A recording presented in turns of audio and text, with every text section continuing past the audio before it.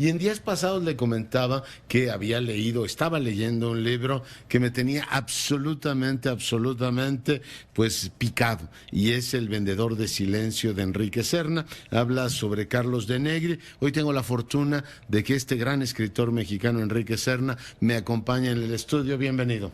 Muchas gracias por invitarme a tu programa. Oye, de Negri es un personaje que, bueno, pues para los más jóvenes es francamente ignoto, pero que es un personaje que refleja el México profundamente hipócrita de otras épocas, tanto en lo que tenía que ver con los valores como en las prácticas periodísticas, Enrique. En efecto, yo creo que él es una figura emblemática, ¿no?, de lo que fue el periodismo mexicano en los años de gloria de la dictadura priista, ¿no? Una dictadura que necesitaba fingir una unanimidad en torno a la figura del señor presidente, ¿no?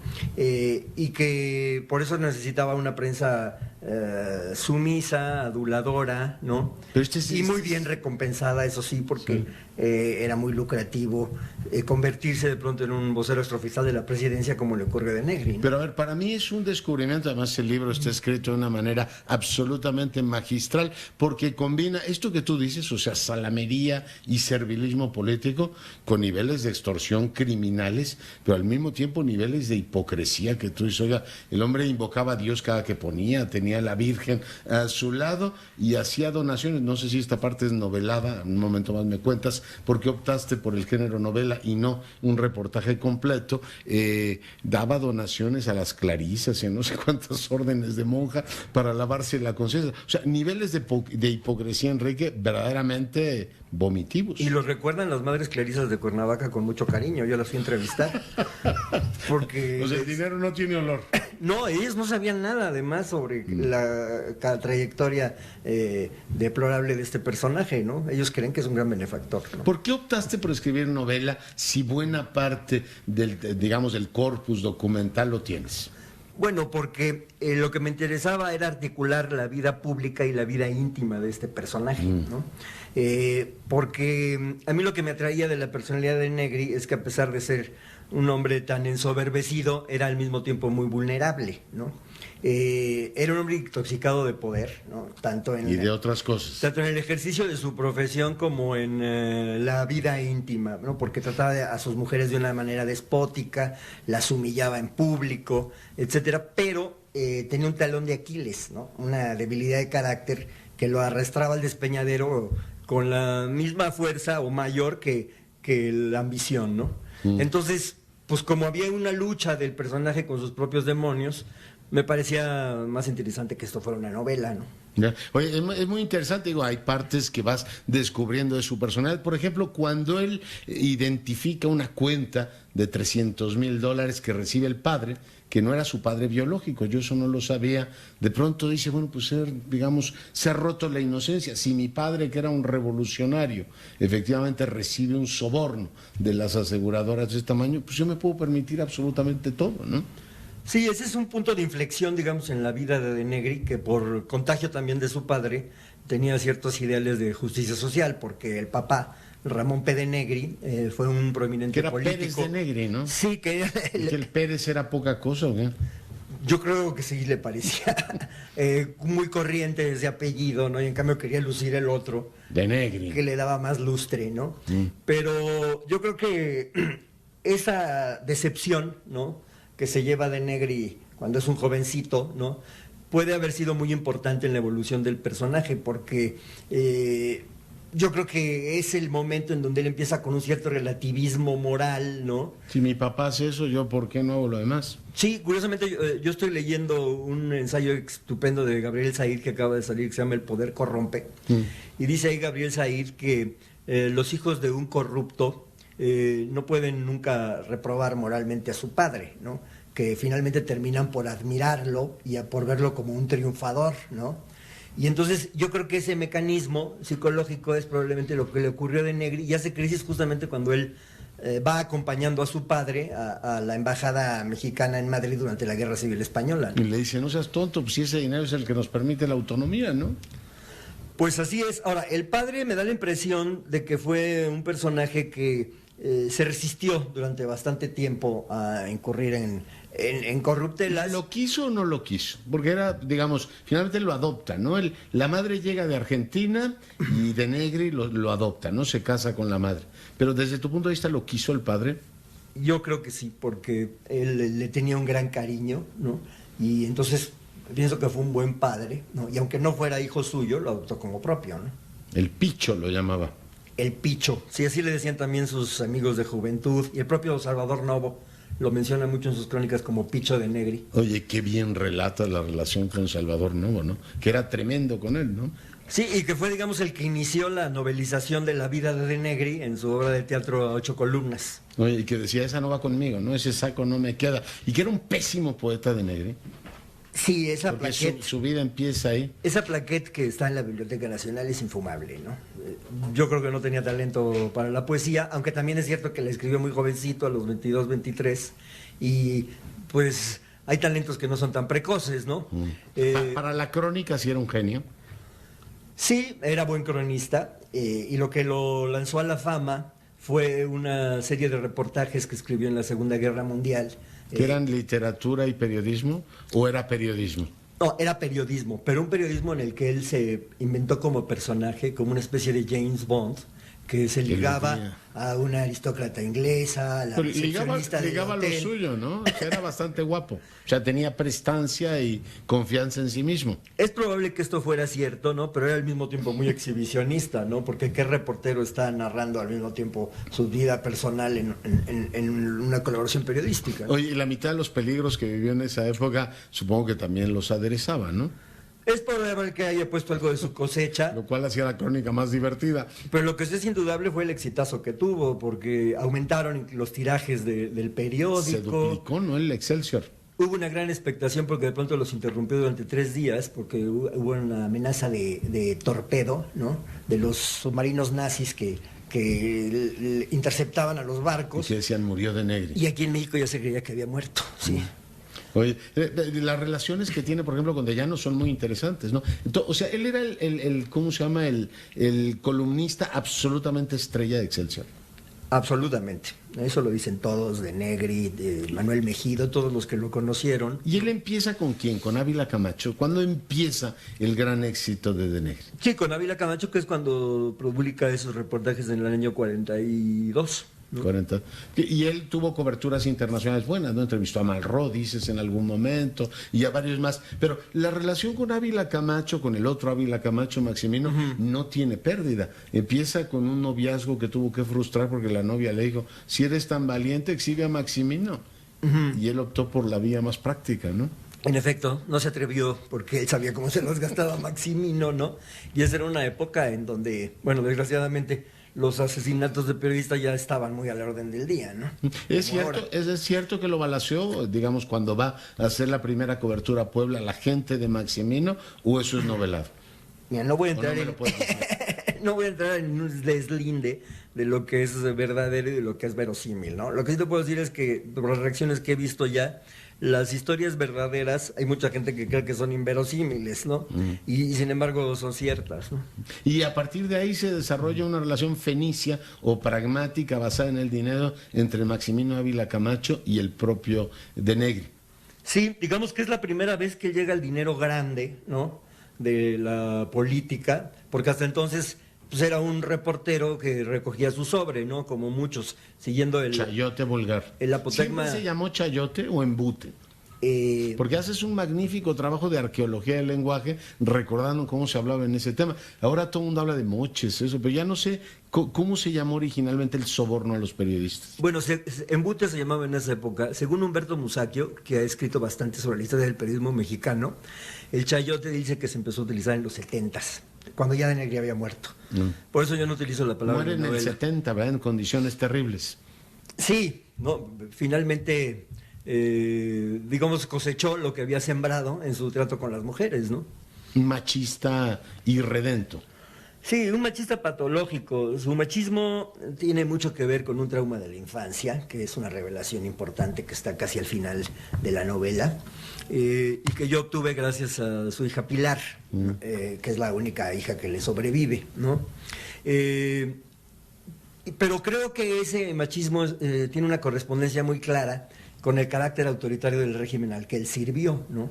Porque en esa época había muchos capos del AMPA institucional que tenían el mismo patrón de conducta, ¿no? Maximino Ávila Camacho, el magnate Jorge Pasquel, que era su cuatatán, ¿no? Andaban por ahí en... Sí, que eran personas que iban con escolta militar, que cuando veían una mujer que les gustaba y se les resistía, pues la secuestraban, ¿no? Y las mujeres decían, vamos a llamar a la policía. No se preocupe, la policía viene conmigo, señora. Sí, esto que ahora, de lo que ahora hacen los narquitos en las discotecas, que les gusta la novia de un tipo y se la llevan, eso lo hacían entonces los políticos más encumbrados del país. Oye, hay ciertas patologías entonces que no son tan nuevas. Esto de negocios al amparo del poder, que el presidente tuviera, por ejemplo, una carpeta que dijera ahí, compañía petrolera, no sé cuántos, y que alguien se beneficiara de información privilegiada, no es algo que empezó a ocurrir con el neoliberalismo. Eso en el pleno nacionalismo revolucionario ocurría con cierta frecuencia. Por supuesto, ¿no? Digo, creo que es el antecedente de la corrupción desaforada que hubo en el sexenio pasado, ¿no? O sea, el alemanismo y el peñanetismo se parecen mucho. Muchísimo. Concretamente en lo de la construcción de mansiones portentosas. Información privilegiada para enriquecerte. En el caso del alemanismo, a los 2 años de gobierno, por ejemplo, Fernando Casas Alemán, se estaba construyendo un palacio gigantesco en la esquina de Insurgentes y Copilco, que tenía una barda, y entonces a alguien se le ocurrió pasar y pintar tan pronto, licenciado. Y a partir de ahí los periodistas de la época, entre ellos Jorge Piño Sandoval, que es un personaje importante de mi novela. Pero ese resiste, ¿no? O sea, Piño Sandoval resiste, ¿no? Sí, Piño Sandoval publica una revista Presente donde denuncia todas estas corruptelas y acuña el mote de tan prontistas. Los tan prontistas. Y es como o sea, hay un momento en el que hay un diálogo muy interesante entre los dos y en realidad de Negri lo trata como, pues eres un idiota, no te das cuenta cómo funcionan las cosas. Pues sí, ¿no? Porque yo creo que alguien con esa mentalidad de Negri, para reafirmarse, debe sentir que todos los moralistas o los virtuosos son en realidad ambiciosos enmascarados, pero que fracasaron, ¿no? Oye, el fuerte no era lo que publicaba, sino lo que no publicaba, que le da título a tu libro. Tenía 3 ficheros diferentes de Negri, ¿no? Sí, eso lo cuenta Miguel Ángel Granados Chapa, por cierto, ¿no? Y estaban distribuidos de esa manera, y él no solo chantajeaba políticos, sino que también chantajeaba a gente del gran mundo, ¿no?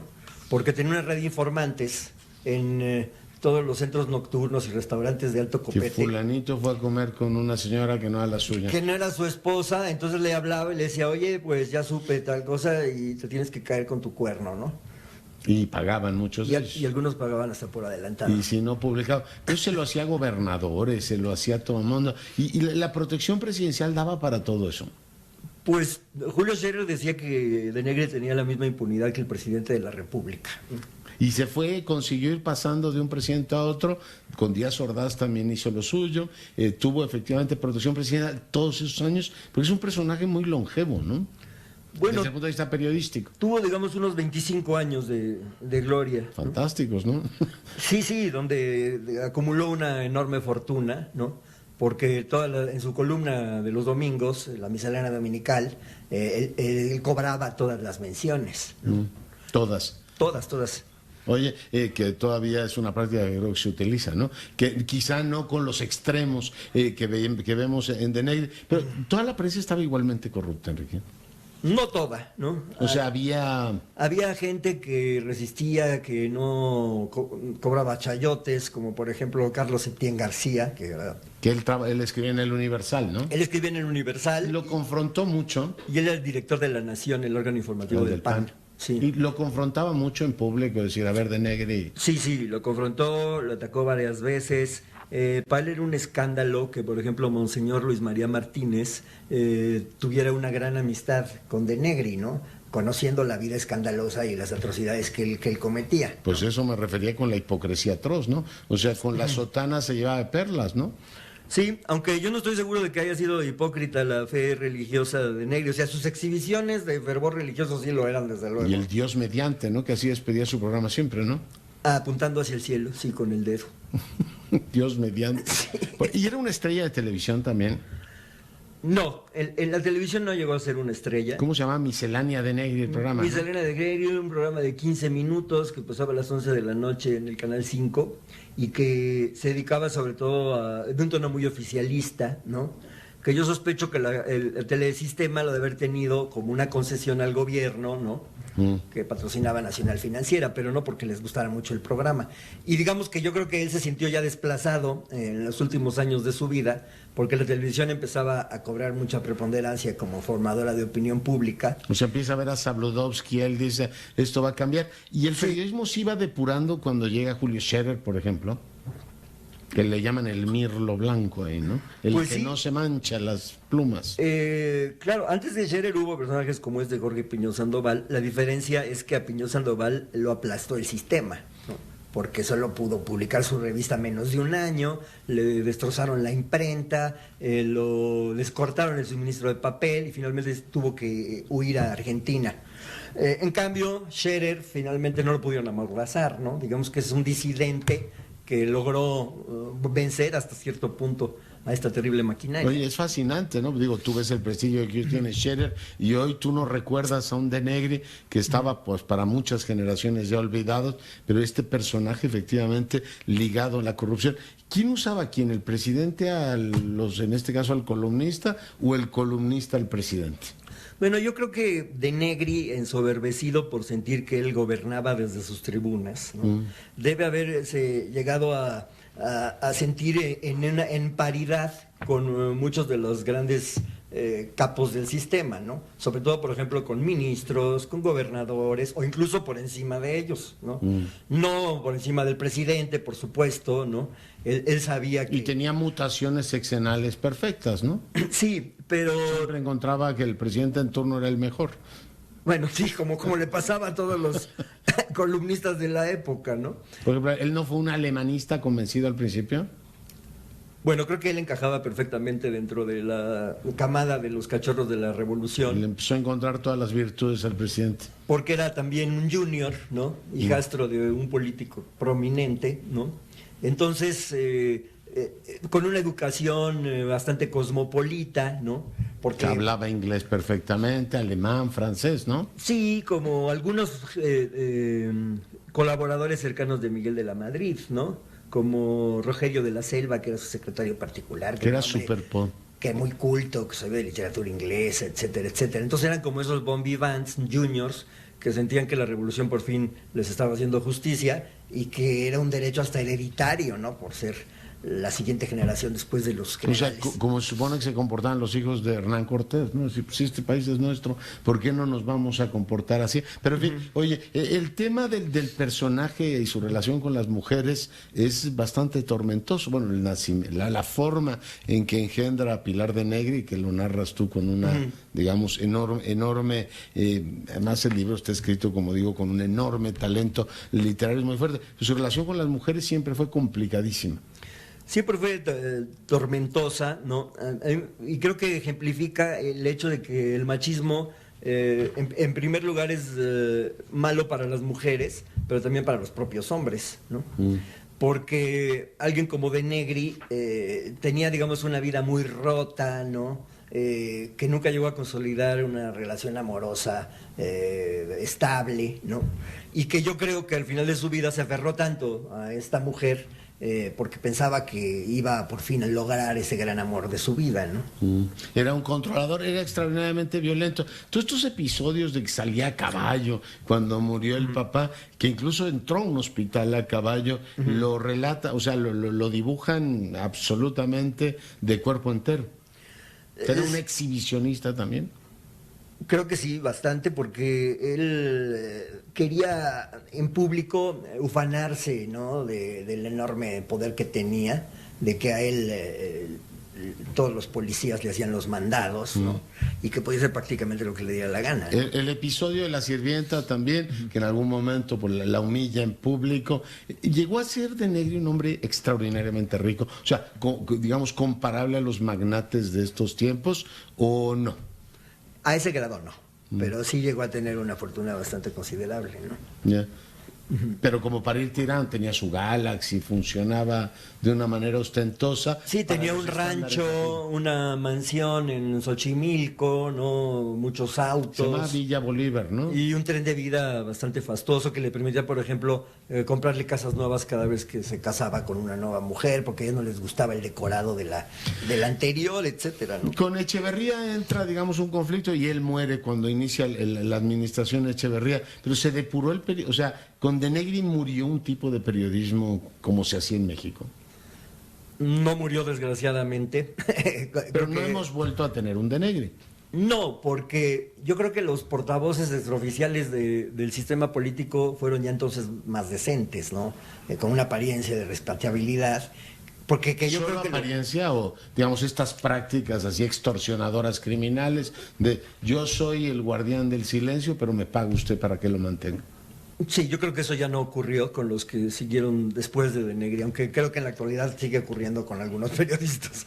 Oye, eres uno de los grandes escritores de esta generación, verdaderamente. Bueno, usted recuerda El seductor de la patria, que bueno, fue un libro que marcó una época. Este Vendedor de silencio es un libro extraordinario que te descubre un México que para muchos de nosotros era absolutamente inédito. Serna, un privilegio tenerte con nosotros. Encantado de estar aquí contigo, Leonardo. Gracias. Pausa, regresamos en un instante.